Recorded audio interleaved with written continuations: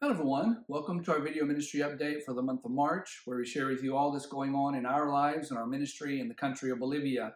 I can remember when I was a young child drawing hearts on paper with an arrow through it that supposedly represented true love. But I can also remember at times drawing hearts on the paper with a jagged line right down the middle. And that was supposed to represent when that true love had ended. And of course, it was supposed to really represent what would be a broken heart. That might sound a little childish, drawing hearts on papers and especially a broken heart, but I think the Bible, especially in the book of Psalms and in other places, does speak of a broken heart and a broken spirit, and how that the Lord is the one that can truly mend those broken hearts and can truly heal our hearts. How many people today walk around day in and day out with that broken heart and that broken spirit for the hardships and the difficulties and the things that they've faced in their life? Well, this past month, Beth and I were able to travel over to Arequipa, Peru for a ladies' conference that she was invited to teach in. And that ladies' conference was entitled Healing the Broken Heart.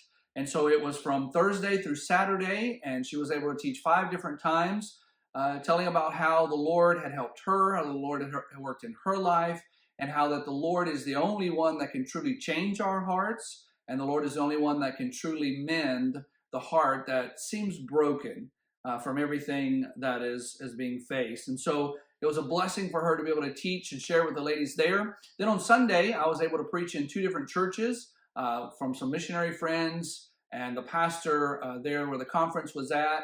And then on Monday, we traveled back to Bolivia. It was a very long trip. I mentioned it several times, basically across the Andes Mountains. So we go from one side all the way up across the high plains and then back down on the other side. And then we were able to return back to Cochabamba on that Monday. And so we praise the Lord for that opportunity to be able to go. And I'm praise the Lord for the opportunity for Beth to be able to go and share with the ladies there and be a blessing to them and be able to help show them how that the Lord can truly mend the broken heart. As we've mentioned in the past, our school year there in Bolivia is the opposite of what it is. It's basically backwards from what we have here in the United States. And so the school year there begins in January, February, and ends in December. And so with the new school year starting in February, we decided to do a special outreach activity for the people of the community there where we're in our new church in the area called Chiquicoyo. And we decided to try to give out school materials, bags of school materials to all of the kids in the neighborhood. And we went out and passed out invitations to come on a Wednesday night kids club. And of course, here in Bolivia, they basically have each of the student has to buy their own materials. And that can actually get very expensive because they have to buy everything from pencils, glue, crayons, scissors, papers, and all the other stuff, all the other things that they have for the whole school year. They basically have to pay for that. And so that can be very expensive. So we figured this might be something that could really get the people's attention. And so we passed out a couple weeks in advance all the invitations for them to come on that Wednesday. And the missionary lady, Courtney Mathis, that's working with us, she was the one that was heading this up. And I can remember basically they were planning for about 100 to come, 100 packages, bags with materials in it. And I think that night they finally stopped counting at about 160 that showed up. And our church building there is very small, so they were just packed in and outside and couldn't even get in. And so since they had only prepared 100 packages, they basically had to tell the rest of them, took their names and everything and said, come back and we'll have those the next week. So it was about 2 or 3 weeks after that the people continued to come, and they were able to get all of those school materials out to them. And so it was a real blessing, and we had no idea what to expect. And so it was a great surprise to see that many people that showed up, and we were able to share the gospel with them. And praise the Lord, from that, we now have 2 new families that are attending the church, and then a couple others that are still visiting from that. And so it was a great opportunity. We praise the Lord for Courtney and the ministry she's doing here, that we're able to not only help the kids and help the families and reach the kids, but also reach some of the families of those children that come to our children's services, and then other families that are there in the community. So we praise the Lord for that and ask that you would pray for these families, especially those that are now attending the church, that the Lord would help us to be able to reach them and see them grow in the Lord. Also, as our church has grown, we praise the Lord. It's been a blessing to see more and more people that have a desire to get involved and to help in church in different ministries. And we've especially seen a desire to help out when it comes to the children's ministry. And so we have people who want to help, and also people who would like to begin maybe at some point teaching. A lot of the kids are just together in one classroom because of our space and then the workers. But so we saw this as a great opportunity to have new teachers and actually to be able to maybe even divide the classes and have different age groups and things like that. So also Courtney, the lady that works with us as a single missionary, was able to plan a teacher's training time along with my wife Beth.